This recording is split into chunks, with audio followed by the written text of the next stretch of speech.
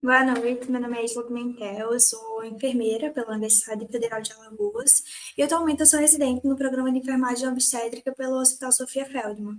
E eu queria primeiramente agradecer pelo convite de participar aqui do evento e também agradecer pelo espaço e falar de um tema tão importante que é a mortalidade materna.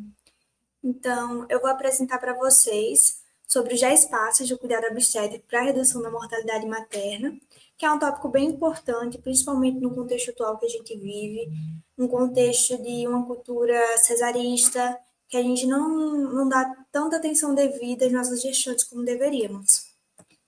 Então, primeiramente, eu queria apresentar que os 10 passos do cuidado obstétrico para a redução da mortalidade materna é uma iniciativa do Ministério da Saúde e tem o Instituto Fernandes Figueira como instituição executante desse projeto. Esses 10 passos foram elaborados pelo Instituto Fernandes Figueira em conjunto com entidades da FEBRASO e da ABENFO, além de outras entidades. E em maio de 2023, o Ministério adotou oficialmente os 10 passos como ação nacional para a redução da morte materna. Quando a gente vai falar desses 10 passos, antes a gente tem que falar de causas de morte materna no Brasil. E elas perpassam por 3 âmbitos. O primeiro âmbito, a gente tem as 3 principais causas clínicas. E, em primeiro lugar,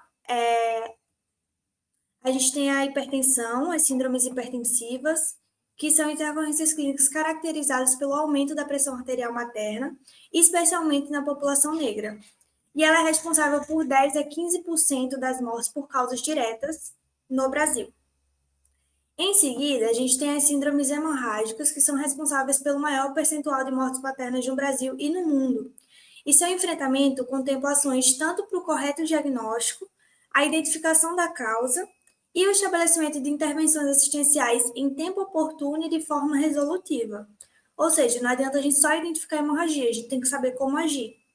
E, por fim, a gente tem os quadros infecciosos, que são importantes causas de mortalidade materna, responsável diretamente por aproximadamente 11% das mortes, e também estima-se que podem estar relacionados de forma indireta em até 50% das mortes maternas. Aqui a gente fala em um âmbito mais micro, mais ligado à clínica da paciente. Quando a gente pensa em algo um pouco maior, a gente chega nas demoras. Não sei se vocês já ouviram falar nas 3 demoras do cuidado. A primeira, ela está relacionada à paciente em si. Tem uma demora na identificação e na busca por cuidado de saúde pela mulher e pela família. Mas isso não tem a ver só com essa mulher notar que ela precisa de cuidado. Isso vai além disso. Essa primeira demora, ela perpassa pela educação em saúde, já que os profissionais precisam fazer esse letramento em saúde com essa mulher. Inclui também a condição socioeconômica. Será que essa mulher ela tem condições financeiras de ir ao serviço de saúde nesse momento? Será que ela tem com quem deixar os outros filhos enquanto ela vai no atendimento? E ainda temos a autonomia da mulher dentro do contexto familiar e social. Porque quantas vezes a gente ouve histórias de que a mulher não conseguiu procurar um serviço de saúde, ou não realizou um tratamento porque o marido não deixou, ou então porque a parceria deteu seus documentos, ou deixou ela trancada em casa para ela não conseguir sair. Infelizmente, ainda existem realidades como essa, onde a parceria ou então um contexto, por exemplo, de uma guerra de facções de uma comunidade, e a mulher não consegue sair de casa naquele momento porque ela teme pela sua segurança. Então, não é só questão da mulher identificar em si que precisa de cuidado. Ela precisa entender que ela precisa daquele cuidado, sim, mas ela também precisa conseguir e buscar esse cuidado. Ela precisa entender, ela precisa ter condições de ir, ela precisa ter uma autonomia, uma segurança para conseguir ir. E aí, quando essa mulher entende que ela precisa de cuidado, ela consegue buscar esse cuidado, a gente chega na segunda demora. Essa segunda demora tem relação com a chegada na unidade de saúde que vai oferecer o cuidado adequado. Esse tópico, a gente fala sobre distribuição de serviços na rede, sobre um fluxo de referência e contra-referência que seja efetivo, sobre a distância geoespacial entre os serviços, se há disponibilidade de transporte por ambulância, se há linhas de ônibus que vão levar ela, se essa viagem vai demorar muito e se quando ela chegar lá vai ser o serviço correto, se ela vai ter condições financeiras de pegar um transporte particular, é o que a gente acaba chamando de peregrinação na rede. Muitas vezes a gente atende uma paciente no pronto atendimento e ela nos conta que buscou vários outros atendimentos, passou em vários outros pronto atendimentos de outros hospitais, mas que não conseguiu atendimento. Então, ela chega no hospital, ela é encaminhada para outro, ela chega no outro hospital, fala que não tem vaga, ela é encaminhada para outro, e essa mulher fica peregrinando na rede. Mas aí essa mulher conseguiu buscar o serviço de saúde, ela até peregrinou, mas chegou no serviço certo agora. Ela chega na terceira demora. A demora na instalação do cuidado efetivo dentro da instituição de saúde. E nisso vai entrar a gestão, o serviço, o sistema de apoio e os processos de trabalho também, além da formação contínua do profissional.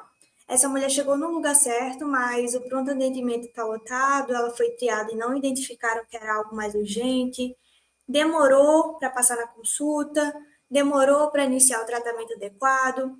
Então, são pequenas demoras que acabam atrasando bastante esse atendimento e pode ser responsável por uma mortalidade, infelizmente.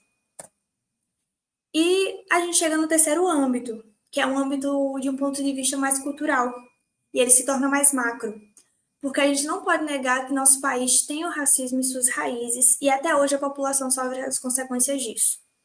É necessário reconhecer o racismo enquanto dispositivo estrutural na nossa sociedade, que direciona nossa atenção para a discrepância dos cuidados em saúde destinados a diferentes populações, especialmente a população negra e indígena, que, querendo ou não, apresentam taxas de morte materna proporcionalmente superiores às mulheres brancas. E quando a gente para analisar isso, a gente vê que o racismo estrutural é uma das causas. E além do racismo em si, a gente tem as iniquidades, que geram acesso desigual à informação e aos serviços de saúde, e não faz com que a garantia dos direitos sexuais e direitos reprodutivos sejam para a população de forma igualitária. E a oferta de cuidado que não leva em conta as singularidades das regiões. Cada lugar acaba não entendendo que ele precisa prestar um cuidado de acordo com suas características próprias. Não dá para a gente prestar o mesmo cuidado no sudoeste que a gente presta para o nordeste. Não é a mesma região, não é a mesma população. E aí, agora eu queria mostrar para vocês o site em si do Ministério da Saúde, que apresenta os 10 passos, né, do cuidado obstétrico. Ele é totalmente interativo, onde tanto o profissional como o usuário consegue aprender um pouco mais sobre esses 10 passos. Aqui a gente vê todos os passos reunidos, mas só o título, né? E aqui, quando a gente clica em cima de algum passo, que a gente quer mais detalhe, ele vai apresentar definições, condutas, dicas e até mesmo checklists de caixas de emergência, passo a passo de como lidar com algumas situações, como uma hemorragia, uma crise hipertensiva. Esse site nos orienta. Então, profissionais que estão lá na unidade de saúde, no interior do interior do interior, e ele não sabe como conduzir uma crise hipertensiva, ele vai lá no site, abre rapidinho o passo correspondente e ele vai conseguir, pelo menos, prestar os primeiros cuidados e encaminhar essa paciente para um lugar que tenha o serviço necessário. Por exemplo, se a gente clicar aqui no primeiro passo, ele vai trazer algumas indicações do que fazer. O primeiro passo seria garantir encontros de qualidade, que eu vou falar um pouco daqui a pouco. E aí ele vem aqui falar para a gente usar o pré-natal como oportunidade, identificar fatores de risco. E aí, se a gente aperta nessa parte de identificar fatores de risco, ele vai nos dar alguns fatores de risco para a gente prestar atenção. Educação em saúde, a gente clica lá e vai dar o que a gente pode investir em educação em saúde com essa paciente. Então, é bem intuitivo, bem interativo também. Eu super recomendo vocês pesquisarem, darem um tempinho para dar uma estudada mesmo. É bem legal. E aí, agora eu queria começar a falar um pouco dos passos em si. O primeiro passo seria a garantia dos encontros de qualidade, centrados na necessidade de cada mulher durante todos os contatos com o serviço de saúde. Ou seja, quando a gente fala desse passo, a gente não fala só do pré-natal. É importante a gente garantir qualidade no pré-natal também, mas também nas consultas de pronto atendimento, que são aquelas de emergência, né? Aconteceu alguma coisa com a gestante, ela busca o pronto atendimento. Também nas internações, quando a gente vai lá passar a visita, no momento do parto, no pós-parto e nas consultas de puerpério, quando essa mulher volta para a atenção básica e a gente precisa fazer a consulta de puerpério. Em cada momento desse, é importante a gente estar atento às necessidades daquela mulher. É necessário que a gente realize uma avaliação inicial minuciosa, que identifique fatores de risco e necessidades específicas, que a gente garanta um atendimento personalizado desde o início. Então, nem todo pré-natal vai ser igual. Nem todo pré-natal da mesma mulher, nem todo pré-natal de mulheres diferentes. Cada mulher vai ter fatores de risco diferentes, necessidades diferentes. Querendo ou não, não só necessidades e fatores físicos, a gente tem que pensar nessa mulher de forma biopsicossocial. A gente pode identificar se aquela mulher tem um maior risco para pré-eclâmpsia, maior risco para hemorragia, um maior risco para uma depressão pós-parto, se ela já tem algum contexto. E nisso a gente vai poder conduzir o cuidado de acordo com essas necessidades. Então, a gente precisa prestar atenção na mulher de forma única. Cada mulher vai ter essa especificidade, a gente tem que fazer com que esses encontros tenham qualidade, mesmo que seja ali no pronto atendimento, a gente tem que parar, pegar o cartão de pré-natal, analisar a história dessa mulher, porque se a gente deixa passar alguma coisa, pode ser que no futuro tenha um impacto maior. Além disso, a gente deve oferecer sempre um apoio continuado e humanizado. A gente promove a confiança e a segurança da mulher durante todo o período de gestação e do pós-parto. E uma forma de fazer isso é fornecer educação e informação sobre saúde reprodutiva, higiene, alimentação, cuidados perinatais. A gente promove a autonomia dessa mulher. Por exemplo, quantas mulheres não sabem que dá para inserir o de pós-parto imediatamente após a saída da placenta? E isso a gente poderia fazer com que diminuísse gestações não planejadas, poderia diminuir os índices de aborto que existem no nosso país. Então, é uma forma de reduzir a mortalidade materna também. Nós, como profissionais, somos responsáveis pelo letramento em saúde dessas pacientes. E orientar sobre os achados clínicos, orientar sobre o quadro da paciente, sobre todo o tratamento, promover esse autocuidado e autonomia, ela entender o que está sendo feito com o corpo dela. É muito importante para a autonomia dessa mulher e para evitar adoecimentos, podemos dizer assim. E, por fim, também é importante garantir encaminhamento oportuno e adequadamente referenciado para os pacientes que necessitem. O sistema de referência e contra-referência deve funcionar e deve ser de forma efetiva. Ou seja, a atenção básica deve estar referenciada a uma maternidade. É importante, por exemplo, a gente agendar a consulta da gestante poucas semanas antes do parto, para ela conhecer a maternidade que ela tem como referência. Da mesma forma que no pós-parto é importante que a maternidade referencie de volta à atenção básica, para que seja feita a consulta de pós-parto, seja feita a puericultura com o neném. Então, esse manejo de referência e contra-referência é muito importante também. Nosso segundo passo seria a instituição de ações de profilaxia e identificação de síndromes hipertensivas durante o pré-natal. Há pouco tempo, a gente teve uma nota, do Ministério da Saúde falando sobre o início da profilaxia com AS e cálcio. E como método de profilaxia, atualmente a gente tem o ácido acetilsalicílico a partir de 12 semanas para essas mulheres com maior risco de pré-eclâmpsia, são, por exemplo, aquelas que têm hipertensão crônica, hipertensão de gestação anterior, gemelaridade, diabetes, obesidade, doenças autoimunes. A gente tem até uma tabelinha que mostra aquelas mulheres que têm um maior risco para pré-eclâmpsia. Lá no site, inclusive, a gente tem essa tabelinha, a gente consegue, enquanto está fazendo essa consulta com a mulher, abrir lá rapidinho, dar uma olhada se essa mulher se enquadra para a gente começar esse AS. E também a profilaxia com cálcio, que desde a primeira consulta para gestantes com maior risco de pré-eclâmpsia e, se possível, ser estendida a todas as gestantes. Atualmente, em alguns lugares, a gente não está conseguindo fazer esse cálcio para todo mundo, porque as farmácias de atenção básica não estavam preparadas. Então, a gente está esperando estratégias, que a gente consiga estender essa profilaxia com cálcio para todas as gestantes.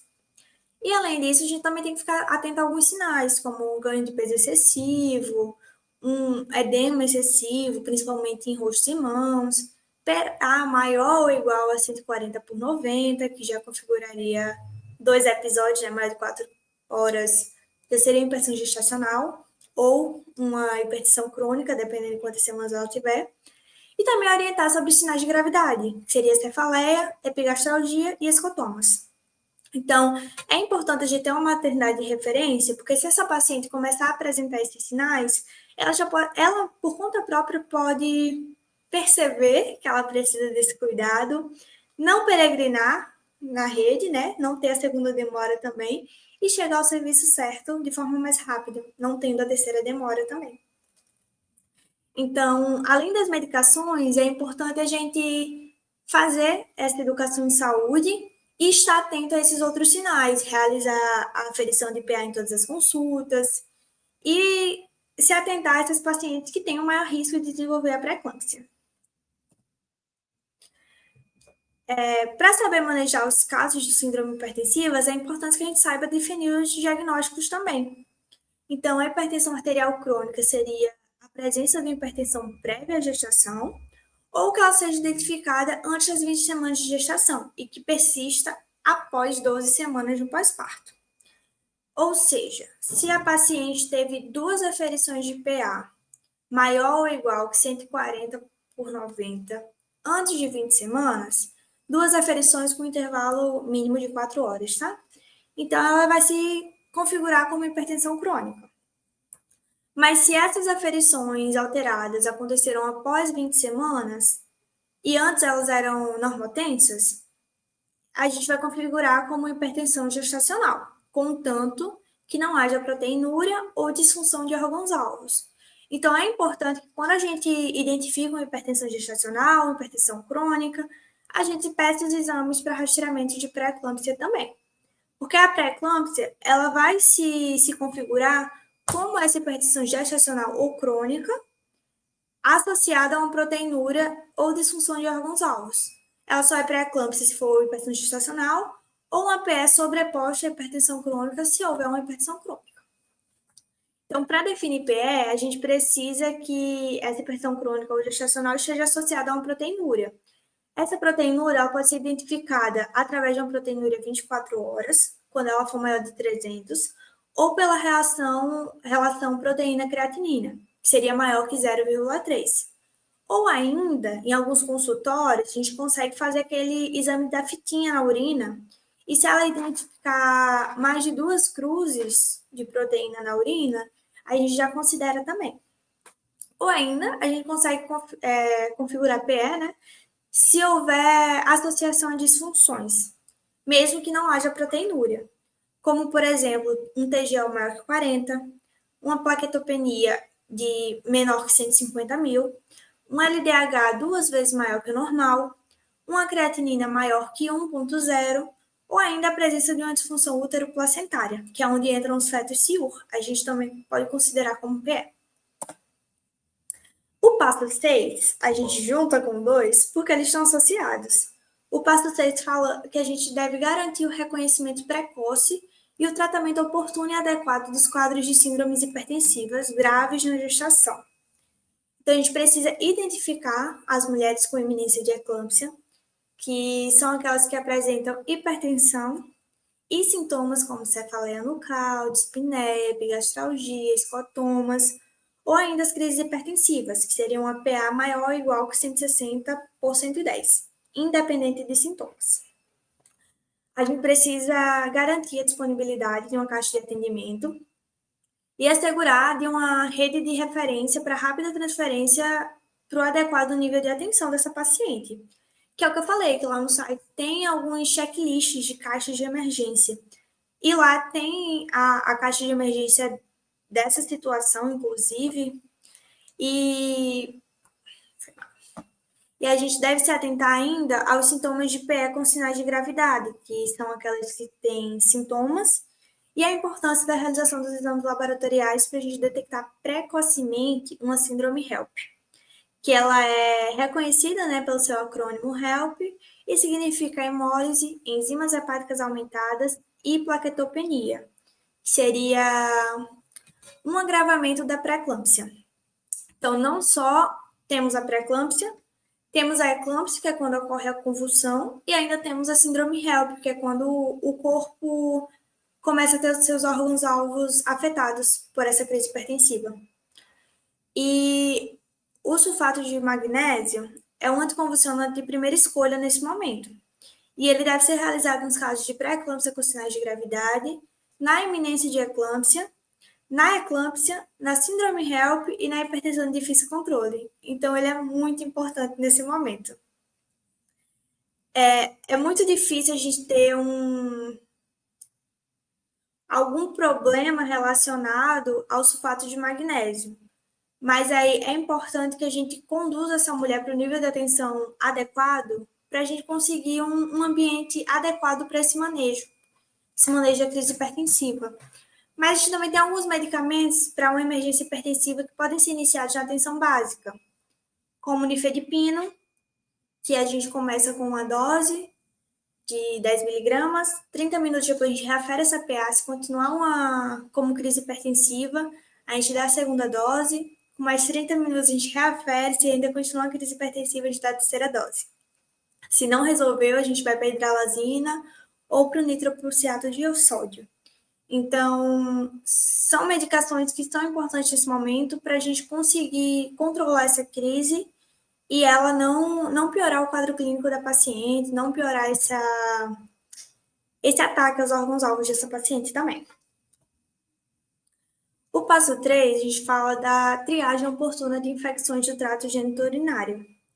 Porque as infecções do trato urinário, né, acometem cerca de 10 a 12% das gestantes, sendo responsável por cerca de 10% das hospitalizações da gestação.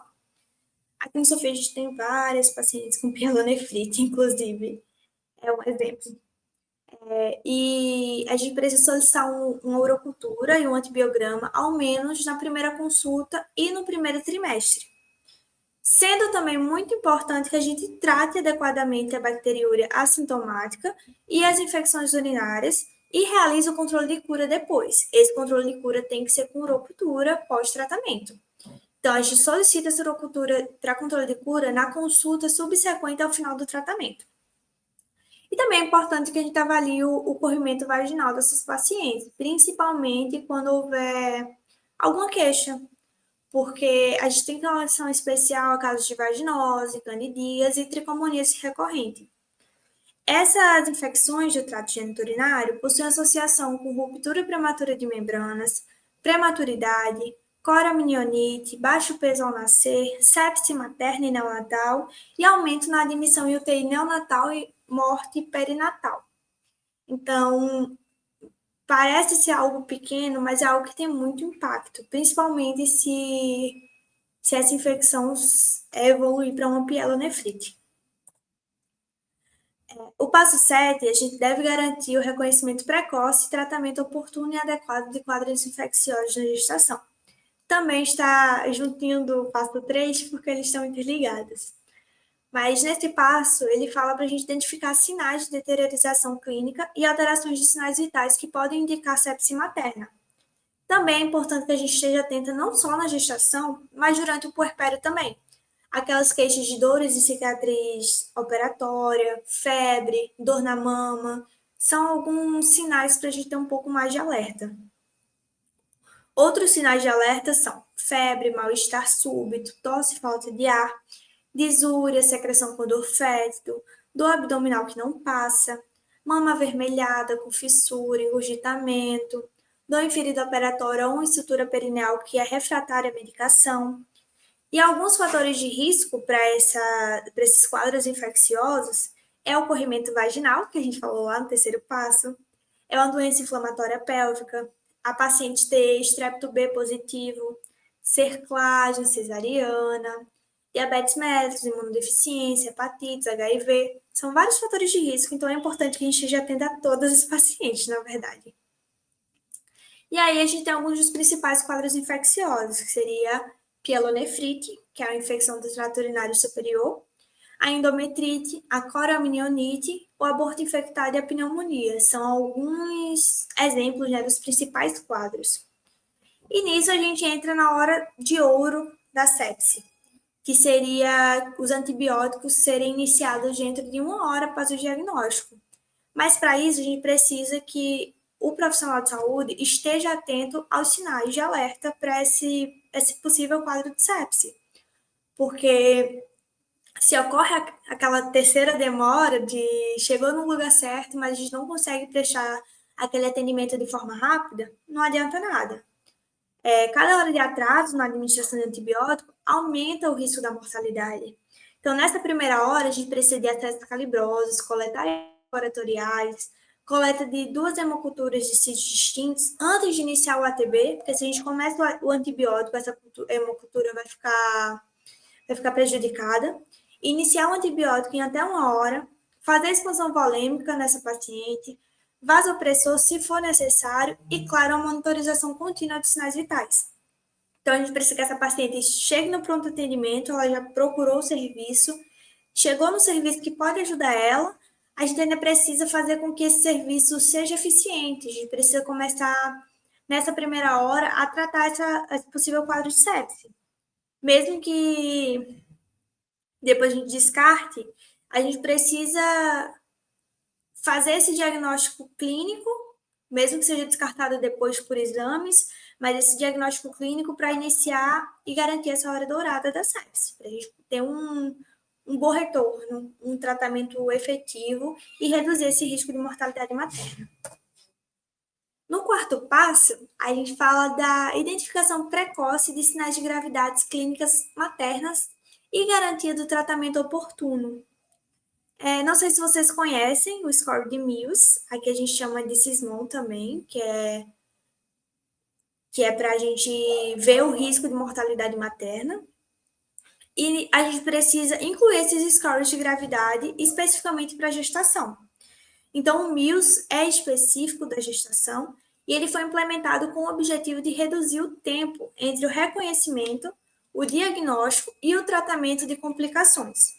Então, é recomendada a sua implementação em todas as unidades obstétricas, já que a detecção precoce vai desencadear intervenções imediatas, que reverterão a deterioração clínica dessa paciente. Ou, se a gente não conseguir resolver naquele momento, a gente vai ter um encaminhamento oportuno dessa paciente a serviços de manejo de condições, né, de maior gravidade. Se aquele hospital não consegue garantir um tratamento adequado, a gente vai transferir para outro, ou então, se tiver necessidade de transferir para um UTI, a gente vai transferir. E um exemplo de um sistema que pode nos ajudar é o sistema de apoio à decisão clínica, que é o SADEC. Ele é uma ferramenta que integra 2 metodologias para classificar e gerenciar situações de risco em obstetrícia. Então, elas devem ser implementadas no nosso cotidiano mesmo, de assistência de serviços para o acolhimento de classificação de risco e o MILS. Então, a gente tanto classifica a essa paciente, como a gente já avalia qual a possibilidade de terceirização clínica dessa paciente. Então, aqui no slide tem um exemplo de como a gente dá a pontuação através de um MILS.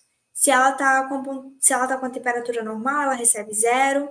Se ela está com febre, ela recebe 1. Se a febre for piorando, a gente vai dando pontuações maiores.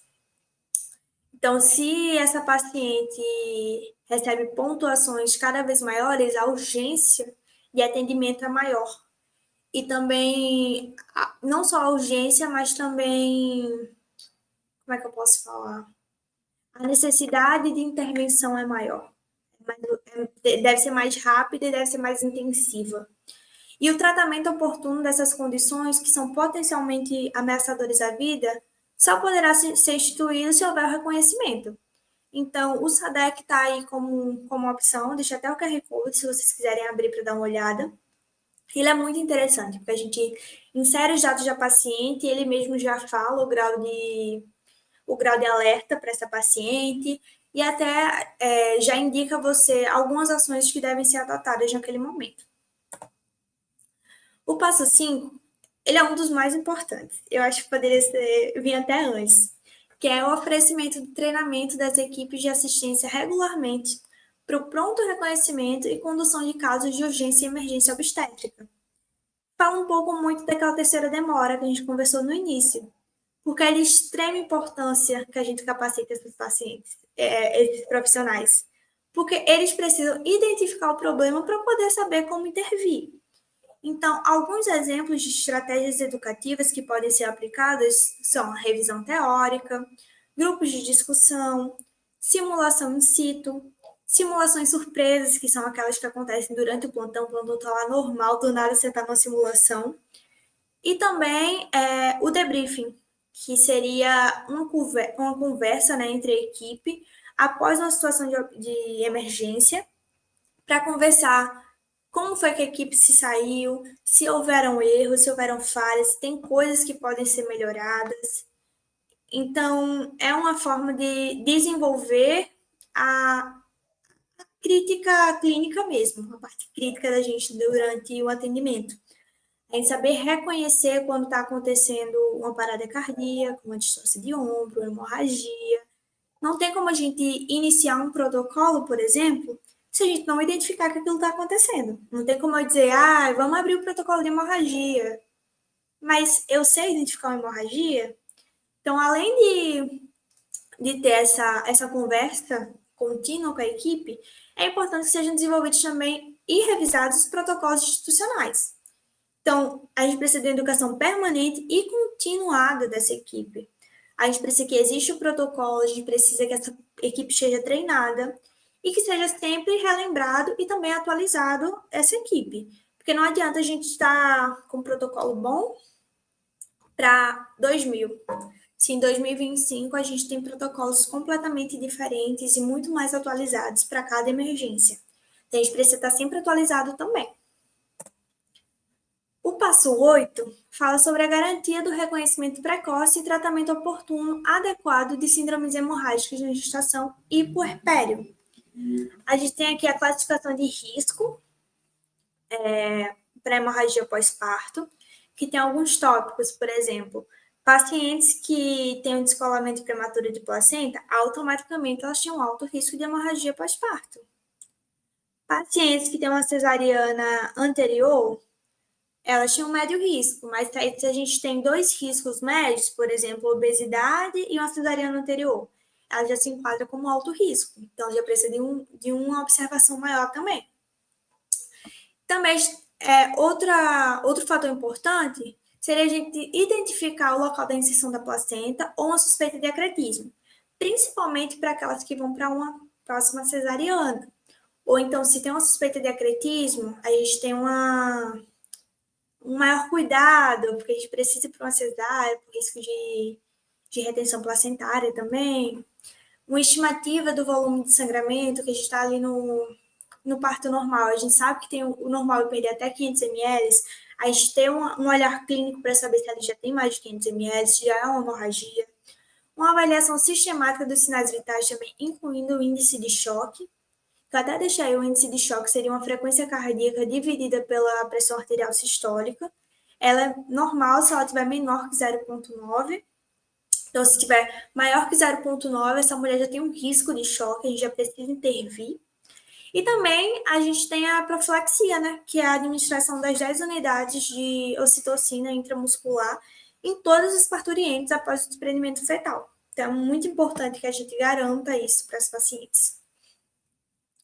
Outro fator importante é a observação dessa mulher durante as 2 primeiras horas pós-parto, que é o momento que ela tem mais risco de sangramento.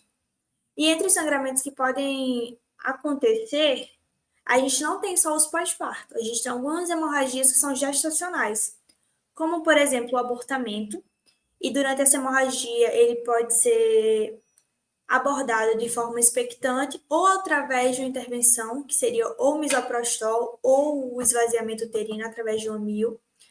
Da mesma forma, a gente tem a gravidez ectópica, que pode ser conduzida de forma expectante, se ela for íntegra, ou com acompanhamento laboratorial, né? Ou então é uma intervenção cirúrgica se ela for rota.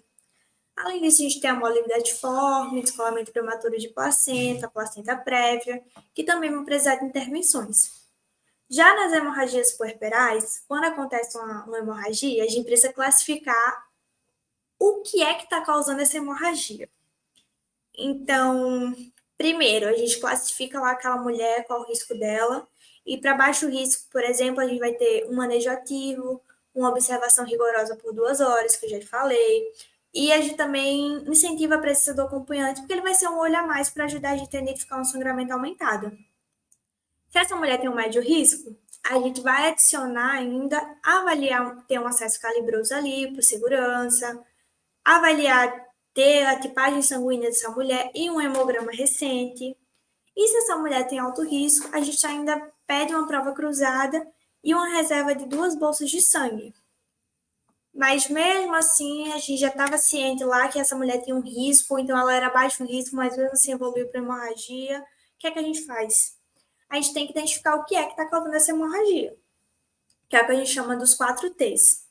O primeiro é o tônus uterino, que é quando aquele útero fica hipotônico, ele não forma um globo de Pinar e, consequentemente, ele não consegue parar esse sangramento.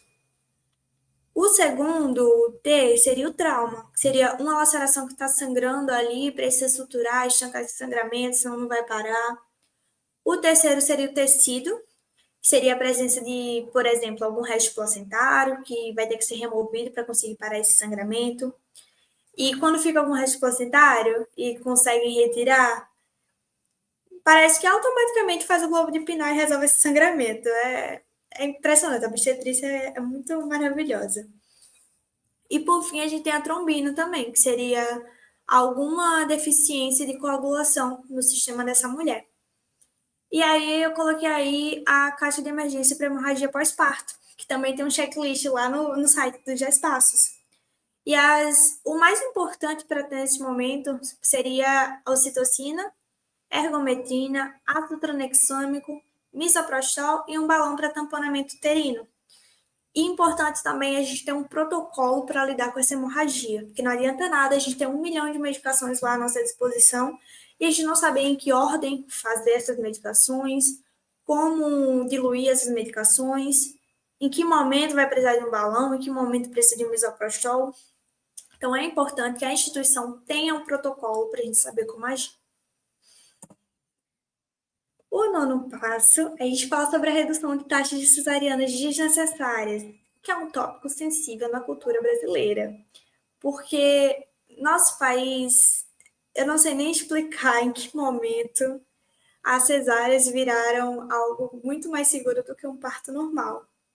Mas aqui eu trouxe algumas coisas que realmente são indicações de cesárea e algumas que não são necessariamente indicações de cesárea. São indicações de cesárea placenta prévia, herpes ativa durante o parto ou herpes primária no terceiro trimestre, para a gente evitar uma contaminação, gestação gemelar com que o primeiro feto não está cefálico e acretismo placentário. Se a paciente estiver com nessas situações, realmente é uma indicação de cesárea. Não é indicação de cesárea se o bebê for prematuro, se a mãe tiver um contexto de hepatite B e C, uma gestação gemelar que o primeiro feto está cefálico, ele pode ir para um parto normal, e bebês pequenos para a idade gestacional também podem passar por um parto normal. E é uma indicação relativa um feto pélvico e mulheres com cesariana prévia, que a gente chama de cesárea letiva. É uma escolha dessa mulher passar por um parto normal, ela até pode passar por um parto normal pelo feto pélvico, mas tem um risco maior. Então, acaba que ela pode escolher a via de parto dela. E mulheres com cesarianas prévias também podem escolher a via de parto. Mas aí é importante a gente sempre fazer educação em saúde com essas mulheres, principalmente sobre os resultados adversos associados às cesarianas. Que a curto prazo a gente pode citar lesão vesical, hemorragia, infecções, admissões em CTI e UTI e também a morte materna. Então, existe um maior índice de morte materna relacionada às cesarianas do que a parto normal.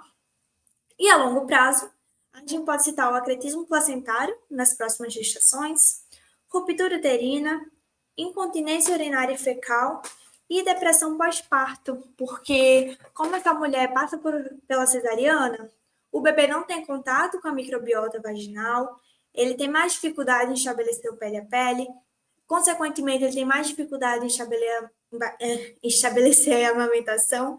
Então, isso, uma coisa leva a outra e acaba tendo mais risco de ela desenvolver essa depressão pós-parto.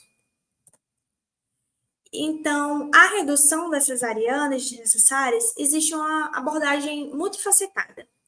A gente tem que combinar protocolos, educação em saúde, um suporte contínuo, uma colaboração profissional também e um incentivo adequado e atenção às disparidades. Se a gente observar que está tendo mais cesáreas em primíparas, por exemplo, a gente tem que intervir. E isso tudo para a gente garantir que os nascimentos sejam mais seguros e sustentáveis, né? Durante o pré-natal, é de extrema importância que seja realizada educação em saúde, não apenas sobre a gestação, não apenas sobre aquele momento que a mulher está vivendo, mas também sobre o momento do parto e o puerpério. A gente tem que deixar essa mulher preparada para o que ela vai viver naquele momento também.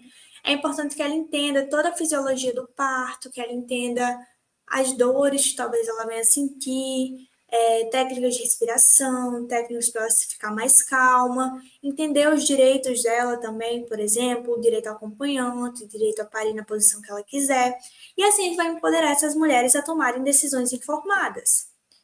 E também é muito importante que a gente sempre incentive o VBAC.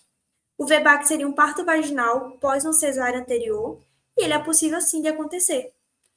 As mulheres também devem ser informadas sobre isso, porque muitas mulheres chegam achando que, porque elas tiveram uma cesárea anterior, elas não podem parir via vaginal. E não é isso. É uma forma de tentar incentivar o VBAC, é uma forma de reduzir as cesarianas e reduzir as cirurgias repetidas também, devendo haver um maior investimento em centros que tenham suporte para que isso aconteça. Um suporte a emergências e também de apoio a essas mulheres que escolherem o VBAC. Aqui no Sofia, inclusive, tem VBAC quase todo dia. Quando a gente está lá no pré-parto, a gente vê várias mulheres induzindo através que são VBAC, né? O ponto mais difícil, querendo ou não, é o enfrentamento das barreiras do sistema e da cultura brasileira nesse momento, né? É necessário a gente investir em uma liderança profissional, em saúde, numa educação continuada, num aprimoramento institucional, o profissional se sentir capacitado para conduzir uma VBAC, para incentivar essas mulheres a parirem via vaginal também, investir em liderança da própria paciente, né, da autonomia dessa mulher, para ela entender o que ela quer, qual a via de parto que ela quer escolher, e também revisar os incentivos financeiros que favorecem a cirurgia. Querendo ou não, o parto cesariano dá mais dinheiro do que o parto normal no Brasil atualmente. E por fim, se a cesárea vier a acontecer, é importante a gente classificar essas cesáreas, que é o que se chama de Robson permite, a gente identificar padrões que essas mulheres podem estar apresentando. Por exemplo, se elas são primíparas, se elas tinham um parto vaginal anterior, se elas tinham um parto cesárea anterior. Tipo, a gente consegue classificar essas mulheres de acordo com a paridade delas e com a via de parto que elas já passaram, para a gente conseguir identificar os padrões e priorizar as ações de intervenção nesses grupos prioritários. Que é o que a gente falou, a gente tem que incentivar a VBAC. Mas para incentivar a VBAC, a gente pode ver que, na verdade, mulheres que têm parto vaginal anterior que estão com maior incidência de cesariana. Então, no momento, o grupo prioritário não são as VBAC, são essas outras mulheres, porque elas já estão vindo com esse intuito de cesariana. Então, a gente precisa identificar esses padrões para a gente conseguir intervir. E, por fim, o passo 10, que seria a garantia da vigilância e assistência permanente no puerpério. Esse puerpério ele se inicia imediatamente após o parto e ele se estende até 6 semanas, que é em torno de 42 dias pós-parto. É um momento crítico, mudanças físicas, biológicas, bioquímicas, psíquicas, emocionais para essa puérpera de forma completamente intensa. Então, é importante que seja dada uma maior atenção nesse momento que essa mulher está vivendo. Principalmente nas 2 primeiras horas pós-parto, a gente precisa de uma atenção mais de perto. Medição de temperatura, de pulso, pressão a cada 15 minutos e até a 6ª hora a cada 30 minutos, mais ou menos. Essa é a indicação do Ministério da Saúde para a gente verificar se há alguma coisa errada. Também é importante que a gente dê continuidade ao cuidado das patologias. Se essa mulher estava fazendo acompanhamento por hipertensão gestacional ou crônica durante a gestação, é importante que no pós-parto a gente continue fazendo esse acompanhamento. Se essa hipertensão gestacional vai se resolver, se ela vai continuar com alteração, se a hipertensão crônica dela não está controlada, a gente vai precisar avaliar se a gente vai entrar com outra medicação, com outro hipotensor, se precisa fazer alguma outra coisa. Hipertensão, diabetes, infecções, trombofilia e trombose são alguns exemplos dessas patologias que precisam de uma maior atenção no pós-parto também. Outra coisa que a gente tem que se atentar bastante nesse momento: métodos contraceptivos eficazes. A gente tem que fazer essa educação em saúde com essa mulher, que é o que eu falei no começo. A gente precisa educar ela que ela pode já, no pós-parto, ela já consegue fazer uso de um método contraceptivo eficaz. O exemplo disso é o DIU. O SUS atualmente fornece o DIU de cobre para essas mulheres. Então, no pós-parto, saiu a placenta, se for desejo dessa mulher, ela já pode inserir o DIU. Mas para ela decidir se ela quer inserir o DIU, ela precisa ser informada sobre isso. Ela precisa ser informada sobre os riscos e benefícios, ela precisa ser informada em que momento o recidivo pode ser inserido, ela precisa ser informada taxas de falhas, ela precisa ser informada, ela precisa entender o que é que pode ou não acontecer com o corpo dela. E se não for desejo dela, ela também pode ser orientada sobre os métodos contraceptivos orais e injetáveis também, se for do desejo dela escolher esses outros métodos. Mas segue a mesma linha, ela precisa ser orientada sobre riscos e benefícios. A diferença é que o DIU, ela não precisa de uma intervenção diária, ou a cada tempo, né? Ela só precisa fazer as revisões, trocar a cada 10, 12 anos.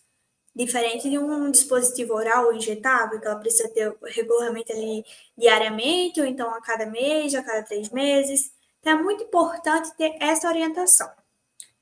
Além disso, a gente precisa de uma maior vigilância nos sinais precoces de infecção, que a gente também já conversou lá atrás. Ter um olhar clínico apurado para essa mulher. Identificar quando ela está dando sinais, se ela está queixando uma dor contínua, refratária à medicação. Será? Teve uma febre? Ah, tá mais taquicárdica. Vamos pedir uns exames se a gente vê se tem alguma coisa errada. E, por fim, também é importante garantir aquela referência e contra-referência que a gente também já falou. Seria a transferência de cuidados para a atenção primária. A gente precisa que as visitas domiciliares aconteçam na primeira semana e até o 42º dia pós-parto, para a gente integrar um suporte tanto físico quanto emocional. É o que eu já falei também. A gente precisa garantir um suporte biopsicossocial, a gente tem que ver essa mulher de forma integral. Não é só ir lá olhar se a ferida operatória está bem, se a sutura perineal está bem, se o bebê está mamando, mas essa mulher está bem? Tá mamando, tá ok. Mas essa mulher talvez esteja desenvolvendo uma depressão pós-parto, talvez ela não esteja conseguindo comer porque ela não está tendo tempo. A gente precisa ter um olhar mais apurado nesse sentido. Conversar com essa mulher se ela está tendo uma rede de apoio, se ela está conseguindo ter um puerpério saudável.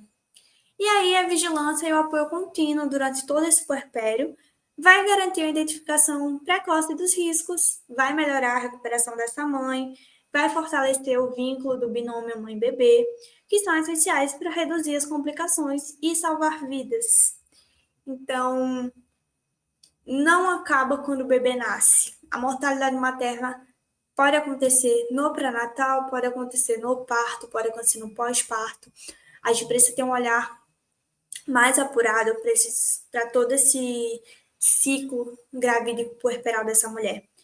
O cuidado não acaba quando o bebê nasce, a gente tem que ter isso em mente também, e a gente precisa dessa assistência entre níveis de atenção.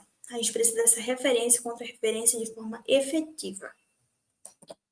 E por fim, eu queria trazer uma frase do professor Mohamed, que ele é ex-presidente da Federação Internacional de Obstetras e Ginecologistas. E ele fala que as mulheres não estão morrendo por doenças inevitáveis ou intratáveis. Elas estão morrendo porque a sociedade ainda não tomou a decisão de que suas vidas valem a pena serem salvas. Então, a gente precisa decidir que essas vidas valem a pena.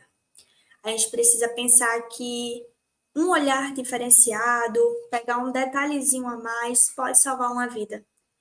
Ter um olhar mais criterioso, talvez, identificar uma infecção precocemente, identificar uma hemorragia precocemente, tentar fazer a educação em saúde o máximo possível e de qualidade, fazer essa mulher compreender os direitos dela, fazer essa mulher compreender o que está acontecendo com o corpo dela, com a vida dela, e incentivar principalmente a autonomia dessa mulher, para ela conseguir identificar quando ela precisa de cuidado e ela saber buscar seus direitos também. Além de tentar garantir que essa mulher busque o que é melhor para ela, uma via de parto segura, uma via de parto segura não só para ela, mas para o bebê também, dependendo do quadro clínico, a gente, querendo ou não, às vezes a gente quer tanto parto normal, mas o melhor é uma cesariana, cesarianas salvam vidas, a gente não nega isso, mas cesariana é uma cirurgia, a gente precisa entender que ela deve ser feita com indicação, não é só uma escolha. Parto normal acontece de forma natural, é normal do ser humano. A gente tem que optar por uma cesariana quando há uma indicação. E também ter o cuidado do puerpério, esse olhar diferenciado, referenciar para atenção básica. E é isso, fica a dica de vocês entrarem lá no site e darem uma lida nos 10 passos direitinho, com paciência, ver o checklist das caixas de emergência, ver alguns detalhes sobre cesariana, sobre educação em saúde, sobre educação continuada. E é isso. Obrigada. Esse aqui é meu Instagram, meu e-mail, se quiserem entrar em contato, se tiverem alguma dúvida. Queria agradecer mais uma vez. Muito obrigada, tá? Boa noite para vocês.